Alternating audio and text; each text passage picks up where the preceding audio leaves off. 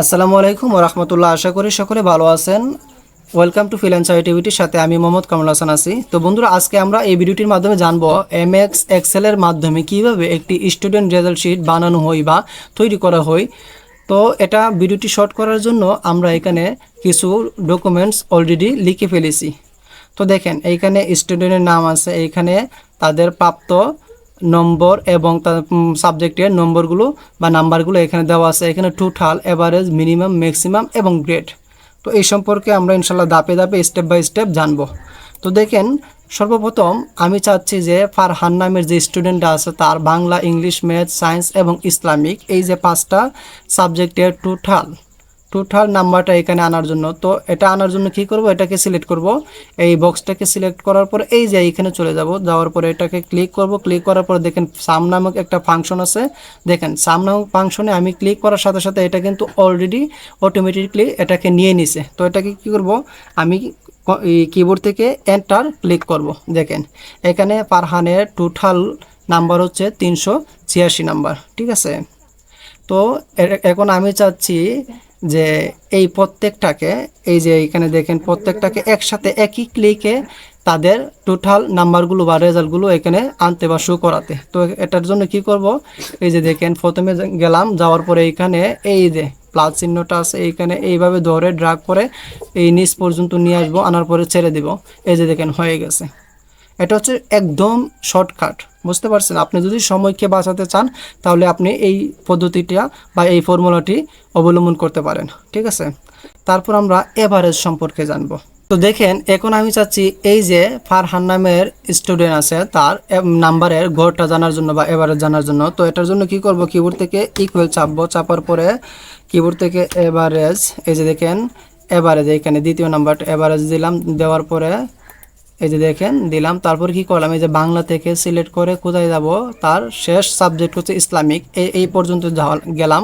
যাওয়ার পরে কিবোর্ড থেকে শিফট চেপে এই যে উপরে ব্র্যাকেট আছে, এই যে ব্র্যাকেটটা এই দেখেন এইখানে যে প্রথম ব্র্যাকেটটা আছে এই ব্র্যাকেটটার সেম ব্র্যাকেট আর কি। তো এই ব্র্যাকেটটা আপনি বিপরীতটা দিয়ে দিবেন।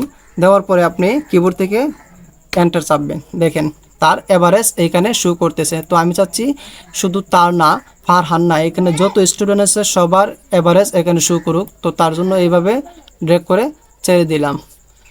তো দেখতে পাচ্ছেন এখানে টোটাল এবং এভারেজ আমরা অলরেডি বের করে ফেলেছি।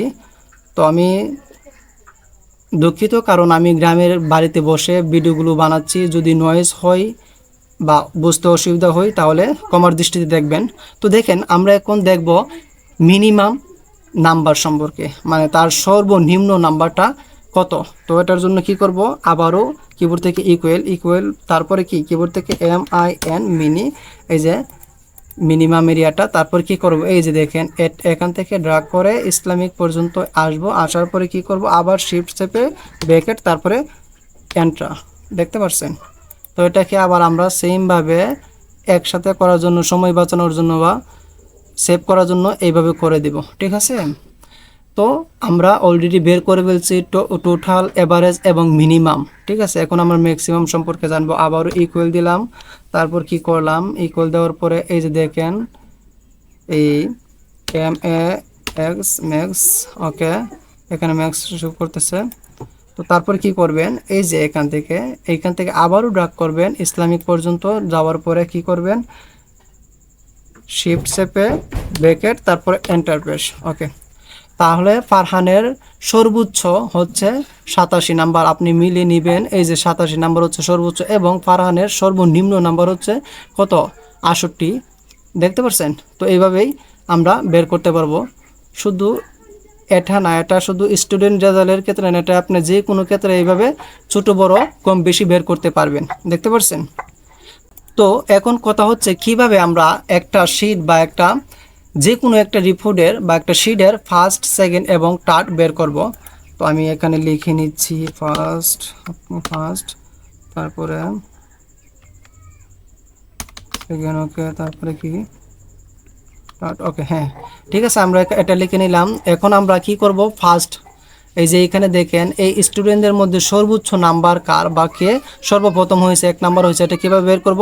এটার জন্য আমরা প্রথমে ইকুয়াল নিয়ে দিলাম।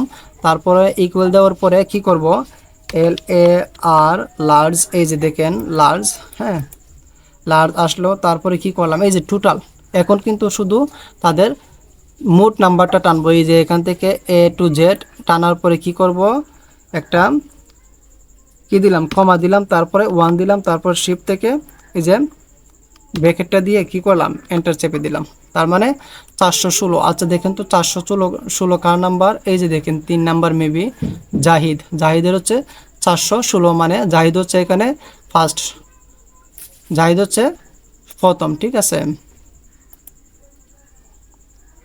আমি এটাকে বোল্ড করে দিলাম। আচ্ছা ওকে, এখন আমরা চাচ্ছি সেকেন্ড বের করার জন্য, মানে কে দ্বিতীয় হয়েছে এটা বের করার জন্য। এটা বের করার জন্য কি করব, দেখেন আবারও কি দিলাম, ইকুয়াল দিলাম, তারপরে লার্জ, ওকে লার্জ দেওয়ার পরে হ্যাঁ, তারপর আবারও কি করলাম, এই যে টোটালটাকে আনবো, ড্র্যাগ করার পরে আবার একটু কমা দেব, দেওয়ার পরে 2, তারপর শিফট চেপে ব্র্যাকেট এন্টার। ওকে, তার মানে 393 যে সে হয়েছে কি দ্বিতীয়। তাহলে দেখি আমরা 393 কে হয়েছে, এই তো জহির, হ্যাঁ ঠিক আছে। তো এইভাবে আপনারা কি করতে পারেন, ফার্স্ট সেকেন্ড, ঠিক আছে, বা ছোট বড় এগুলো আপনারা বের করতে পারবেন। আচ্ছা এখন আমরা দেখব টার্ট নাম্বারটা আমরা কিভাবে বের করব। এটাও কিন্তু সেম, তারপরে কি দেব, ইকুয়াল দেওয়ার পরে লার্জ, ওকে লার্জ এখানে শো করতেছে লার্জ। তারপরে কি করব, এই যে টোটাল নাম্বারটাকে ড্র্যাগ করব, ড্র্যাগ করার পরে কি করব, এই যে একটু কমা দিব, তারপরে 3, তারপর শিফট চেপে ব্র্যাকেট, ওকে এন্টার প্রেস, ঠিক আছে।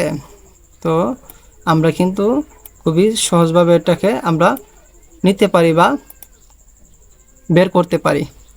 ওকে, তো দেখেন আমি যে এইখানে এই যে রেজাল্ট শিটটা করলাম, এটা কিন্তু আমি আলাদাভাবে করেছি, ঠিক আছে। আমাদের মেইন রেজাল্ট শিটটা হচ্ছে এইটা, ঠিক আছে। আর গ্রেড সম্পর্কে আমরা আরেকদিন বলবো ইনশাল্লাহ। তো দেখেন এই যে রেজাল্টটা আমরা এখানে করলাম, এটা যদি আমি প্রিন্ট করি তাহলে কম্পিউটারের মাধ্যমে প্রিন্ট করলে এটা কাগজের মধ্যে কীভাবে শো করবে, বা কাগজে বা পেপারে কিভাবে শো করবে বা কেমন লাগবে দেখতে, এটা আসুন দেখে আসি। এই যে প্রিন্ট, এই যে দেখেন, ঠিক আছে, এই যে দেখেন এইভাবে শো করবে, ঠিক আছে। তো আশা করি বুঝতে পারছেন। ভিডিওটি যদি ভালো লেগে থাকে তাহলে অবশ্যই আমার চ্যানেলটিকে সাবস্ক্রাইব করবেন। এবং আমি আবারও দুঃখিত যে আমি গ্রামের বাড়িতে বসে ভিডিওগুলো মেক করেছি বা বানাচ্ছি। যদি নয়েজ হয়ে থাকে বা ভিডিও বুঝতে অসুবিধা হয়ে থাকে তাহলে অবশ্যই ক্ষমা সুন্দর দৃষ্টিতে দেখবেন। আমি আর সামনে এগোচ্ছি না। যদি ভিডিওটি ভালো লেগে থাকে আপনার বা কোনো কাজে এসে থাকে তাহলে অবশ্যই আমার চ্যানেলটিকে সাবস্ক্রাইব করে দিবেন।